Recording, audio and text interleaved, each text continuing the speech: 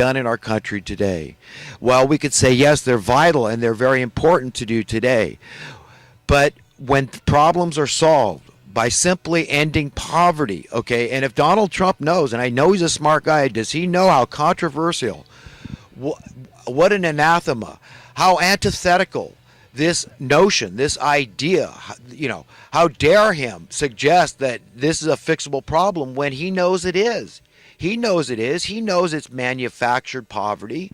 He knows why they're doing it. This whole climate change nonsense, when the science proves there has never been any constant in the Earth's climate ever before in history. So this is just a bunch of bull. It's madness. It's like, pay attention over here. Don't look at the real problem. Don't look at the Federal Reserve and these high-ranking politicians that legitimize what these people do. They put you in more and more debt. Obama put us $10 trillion in debt, doubled the national debt in 8 years, and we've got exploding poverty of the poorest of poor, okay, exploding homelessness. This is what's happening in America, folks. So did any of that $10 trillion go in the pockets of the poor? You can say, well, they got food stamps and all this. All those, that's consumable stuff. That's here today and gone tomorrow. Okay, that's not going to help the economy at all to take those social welfare that type away immediately. But what would help is if they did something with that Section 8 housing money. Okay, that's what we got. That's where we got to focus. We got to say, take half of that money and put it into purchasing housing for these people. And the government can hold the title. It doesn't matter. It's like the library. Do we, the people, have to hold the title to the library to feel pretty confident that it's going to be there tomorrow? No. So it doesn't matter who holds the title. The point is give people a sense of ownership. Okay, that's what they want. That's a sense of prosperity, a sense of security, of freedom. That's what you're giving them. Help people. Help solve the problem. Solve the problem. That's the only way we're going to fix this thing. Just like it was chain reaction in the housing costs that caused the inflation across the board. Everybody's got to raise their cost for wages and services, of course. You're trying to freaking survive, man. And if your rent keeps going up, if the cost to purchase a home keeps going up, what do you expect's going to happen? Of course it's going to cause stuff to go up in cost. Especially as the essential human needs. See, this is why I object so loudly about this. This is why this is my primary complaint, is that housing is an essential human need. And it's criminal, in my estimation, to manipulate this market, to fix prices by these special interest groups. And there's a lot of them out there that have an interest in jacking these prices up. You've got all the building industry. You've got all the landlords out there. You've got the real estate agents. You've got the lenders. All these various special interest groups. But when you throw in the government, which has happened of late in the last couple of decades, okay, then the government's in there. They're not working about the best for the best interests of the people at large, for the whole. Not some, not even if it's 90% of the people. It's got to include everybody. That's the most abjectly poor. Okay, these are the ones where the wound is hemorrhaging. Act in their best interest. It's not in their best interest to raise the cost of housing. And the government does it because they get more taxes. It's very simple. Property taxes, okay? Understand why they do it and how wrong it is. It's so evil. That's why I say, man, I wonder sometimes if anybody's going to be saved, okay? We got to get it, man. You got to get how you're being taken.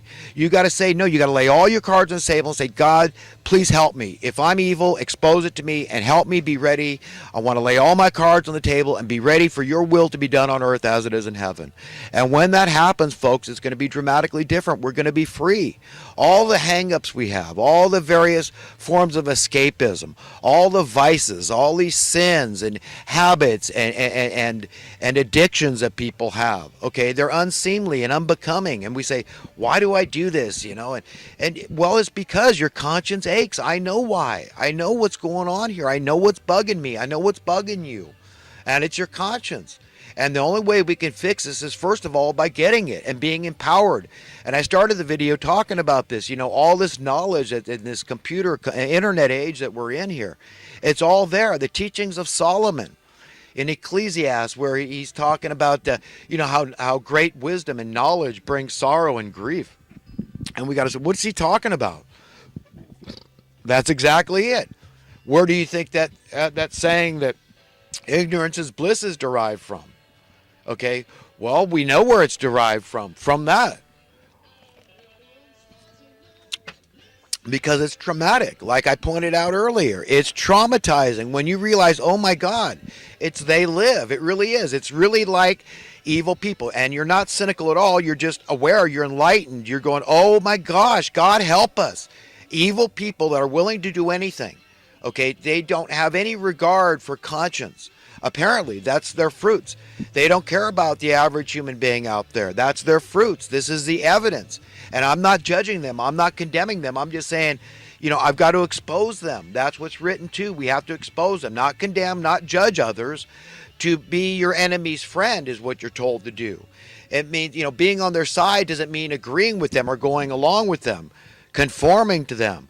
But it does mean that you've got to care about them. You've got to reach out and say, just presume that they're deceived. Okay, even if they believe they're the deceivers, that's not up for you to decide. You don't own them. You're not their creator. So that's what I mean about, loving your enemy is just caring about them and assume that they're just deceived. And it's your job. God has appointed you to explain it to them in simple terms why their thinking is askew. And point out how easy it is to be deceived. It's simply believing a lie. You say, well, this guy sounded authoritative, and I believed him like a good guy, and I believed it. But he was deceived, and I didn't know that.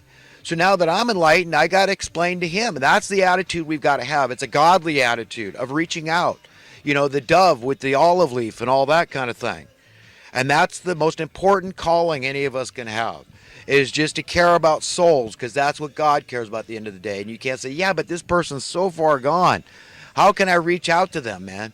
Well, that's what we've got to do, because like it's written, it's like a debt being forgiven. So those that are the most sinful, that you might see as the most vile out there, when they see the light and they go, oh my God, I was into this or that, and my thinking was so screwed up. I had no idea I would never find happiness by having these beliefs, embracing this thought system, and acting on it. Okay? I had no idea how screwed up I was, how far off, my 180 degrees my thinking was. So now they see, now it's that debt being forgiven, and they love God for saying, you're still merciful and loving toward me. You forgive me, and you'll take me in. Yeah, he goes so far as to say the last will be first and the first will be last. I mean, the righteous have, everything is already theirs, and all heaven, it says, rejoices more over one sinner that repents than 99 righteous people that didn't need to. That's got to be our attitude toward people. So I recommend everybody out there, go to your local soup kitchen, wherever they have something like the Jesus Center here in Chico, which I strongly recommend anybody support that place. Is that, at least they're doing something, okay? More than the government is doing. It's not even a quasi-governmental agency, but then again, this is all splitting hairs. It's all excruciating minutia when we start discussing what's government and what's not, and what should the government's role be in this and what shouldn't it be, I mean, who is the government? We've got to define that. It's a very highly relevant, relative, highly subjective term, as so many of these explosive loaded terms out there are. Who is the government? It's you, it's me. Okay, we've got to fix our problems. We as a community, we as a family, we as a state, we as a nation, we as a civilization, internationally have to figure out what's going on here. Okay, how nobody needs to be poor, how this is the primary form of oppression. This is the method of operation, modus operandi. The MO of these evildoers is to impoverish people deliberately. They must do this thing, because if we ever come out of this, if we ever see true freedom, and that's got to mean financial freedom, not for some, but for everybody. Otherwise, you're elitist. You can't believe that a little bit, that it's okay to oppress others because you're more educated, because you're more experienced, because you were born into wealth. Whatever reason, that is elitism. Okay, and you're off track. Okay, so you're headed to the same place as all the other elitists. And the only way out of this thing is to believe in equality, is to say, God, is it or is it not your will that we all be equal? That it's understood that we're all equally loved. This planet belongs to all of us equally. And we all have a right, an inherent right, because you say so, to share in the wealth that we're talking about here. Okay, that's it. That's it. That all the accumulated wealth too. We're not just talking about the natural resources of the planet. We're talking about what our ancestors handed us down in technology and infrastructure. It's yours, it's mine, it's all of ours. So what? So what? We can get over that and we will serve each other and be more productive. You're going to see far more beautiful gardens. Go online and look at images, paintings, of beautiful gardens around the world. I love this stuff. I mean, that's the stuff we can realize. We can be free. We can have whatever we want. All the surfers out there that are worried about, the gremmies from the valley coming in and taking their waves, not going to have to worry anymore. Imagine a beach mile long that satisfies the needs of all the surfers in a 100-mile square region because you've created artificial reefs and it's all okay. It doesn't hurt the ecosystem. In fact, the fish love it and they congregate there. So it expands the amount of fish in the sea, literally doing things like this. We can do whatever we want as this godly, creation that we are, with unlimited potential, just using our imagination. Say, God, where does this thing end? How far can it go? Well, it can go into the heavens. We're already into the heavens, right? We're up there, man. We're going to the moon. We're going to Mars.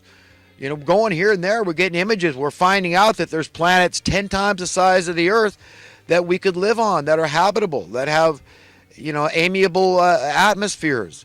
Okay, so I mean, this is reality. And as far out as it is, and you say, wow, man, this guy gets into some really far out stuff, but you know what? This is our destiny as human beings.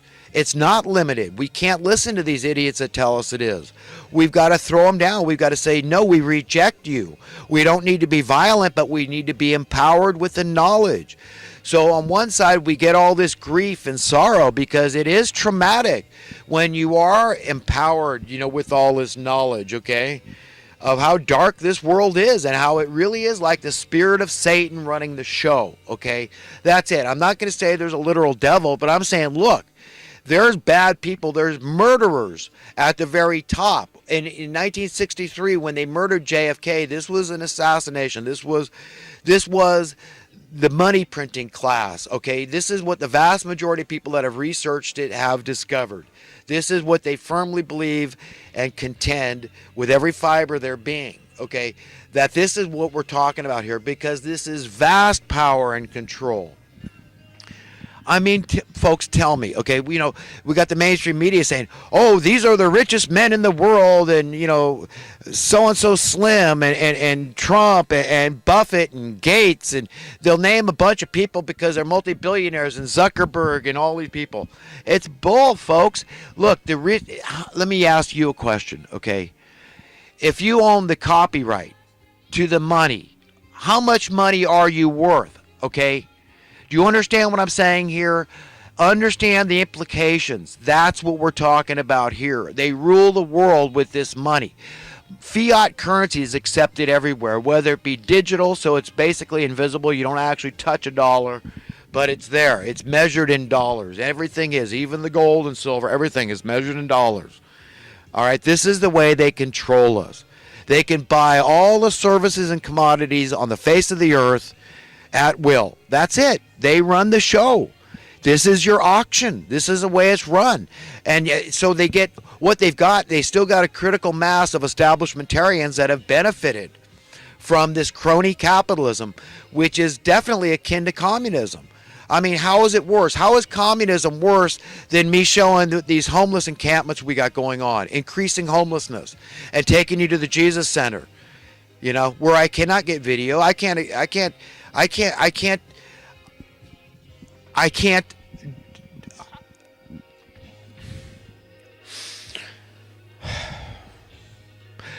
betray the privacy of these people, okay? These are very hard luck people, okay, that are very down and out. They're very despondent, depressed, distraught, disheartened, downtrodden. That's who these people are. Okay, they're willing to die out in the cold. These aren't criminals costing society a lot of money. Okay? So I can't take you in to show you. But I recommend that everybody out there go spend an hour or so in the rain with the people locally in your township, and you find out, okay, if you think that this problem warrants being solved or if we should just let it keep expanding. And people getting these illnesses, their immune system's breaking down, they're dying, they're committing genocide right under our nose. It's collateral. You've heard this term, collateral damage in a war. There's a bounty, there's a price on everybody's head, and it all relates to this whole climate change